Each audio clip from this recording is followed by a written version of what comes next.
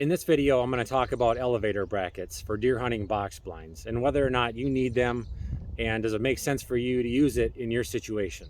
Elevator brackets are built basically to provide stability to a platform.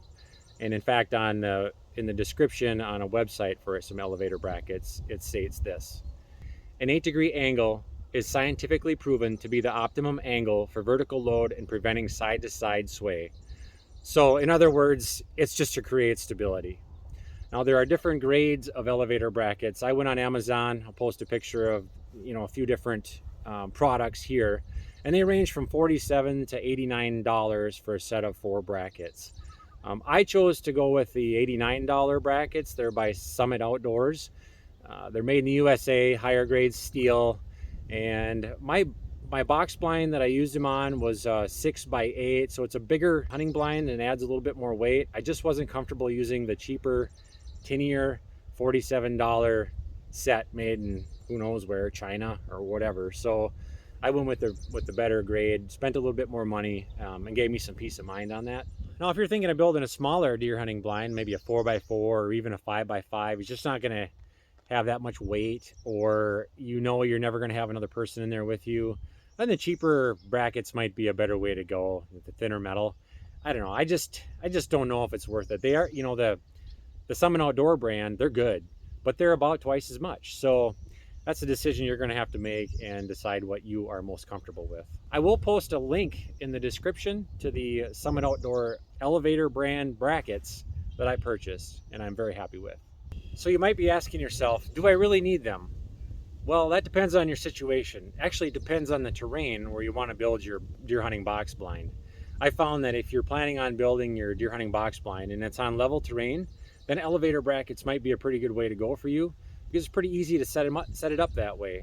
If you're trying to build your deer hunting box blind on uneven terrain, which is usually the case in my situation, then I found that it's a bit challenging to figure out where you're going to get all 4 of your legs to sit, have all those locations be level without doing some advanced math.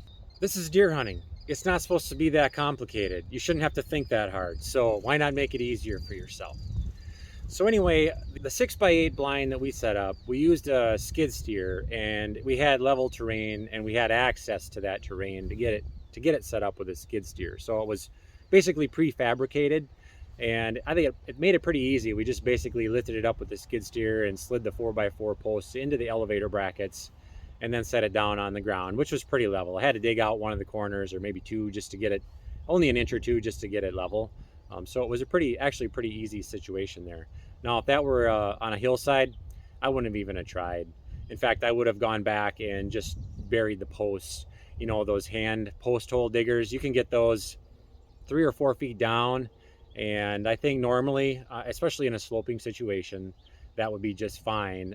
But one thing that you need to do, whether you use the elevator brackets or whether you bury the posts in the ground, you have to cross brace to stabilize the platform and stabilize your legs, and you have to anchor it down.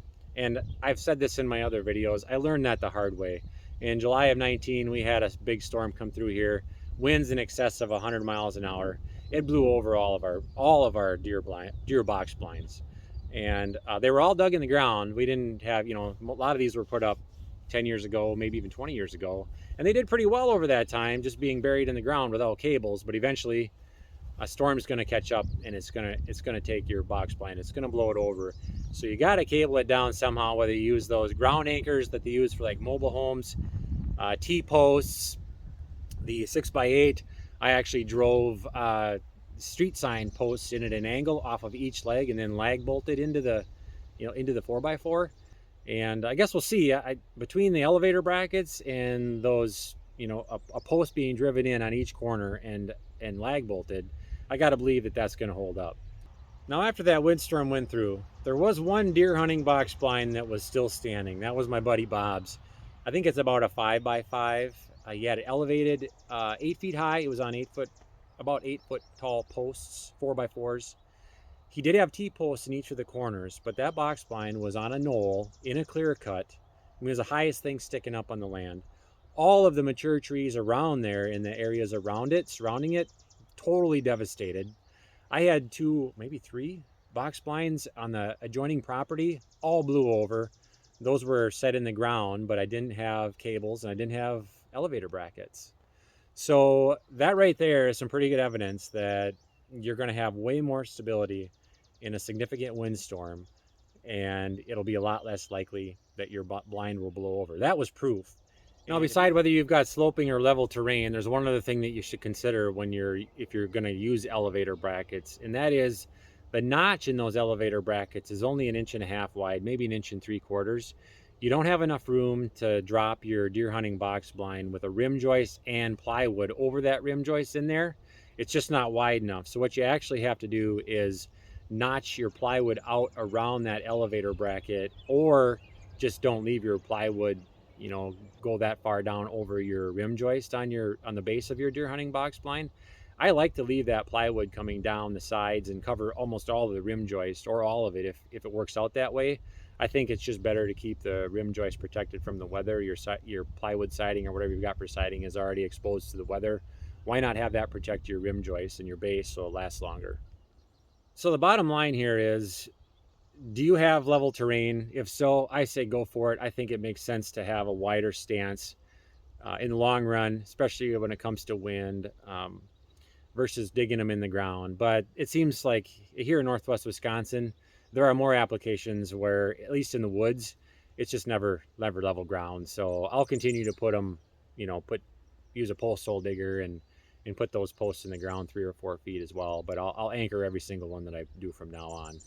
At the end of this video, I'll post 2 other videos that I've got. One is how we use the skid steer to set up my 6x8 deer hunting box blind with elevator brackets. It's a time-lapse video.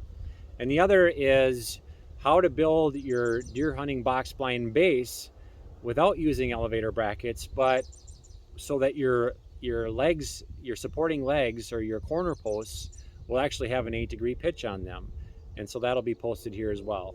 Hey, if you like the content of my videos and you haven't subscribed, please consider doing so. Also, if you hit the notification button, you'll get the new videos that I post. I don't post them every day or even every week, but I try to make good quality videos that you can take something away from if you're planning on building your deer hunting box blind, or if you're just out there and making improvements to your own deer hunting property. Thanks for watching, and we'll see you in the next one.